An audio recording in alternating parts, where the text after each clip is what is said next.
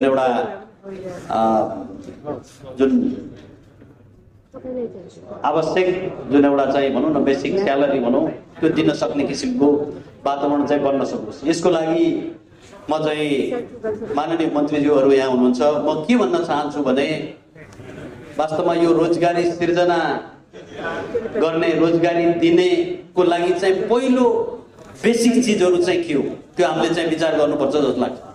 पहिलो चाहिँ बेसिक चिज भनेको अघि सम्माननीय प्रधानमन्त्रीले पनि भन्नुभयो, एकजना चाहिँ मान्छे रिटायर भयो भने सरकारको चाहिँ तर्फबाट वास्तवमा त्यो पूर्ति गर्नको लागि जाँच दिएर 8-9 महिना चाहिँ लाग्ने चाहिँ वास्तवमा टाइम चाहिँ रहेको चाहिँ छ। र रियलमा चाहिँ भन्नुपर्दाखेरि रोजगारी सिर्जना गर्ने भनेको रियल एक्टर भनेको वास्तवमा चाहिँ त्यो चाहिँ प्राइभेट सेक्टर नै हो। त्यो अघि केही समय पहिला यो आईएफसी ले चाहिँ गरेको एउटा चाहिँ अध्ययनले पनि के बताउँछ भने करिब 86% चाहिँ रोजगारी सिर्जना निजी क्षेत्रले चाहिँ दिएको चाहिँ छ, निजी क्षेत्रले प्रदान गरेको छ।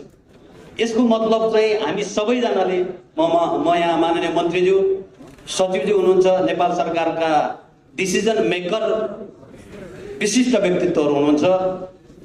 पहिलो प्रायोरिटी चाहिँ के हो भने हामीले उद्योग व्यवसाय कसरी हुन्छ चाहिँ बढाउने किसिमको चाहिँ वातावरण चाहिँ बनाउन पर्छ। तब मात्र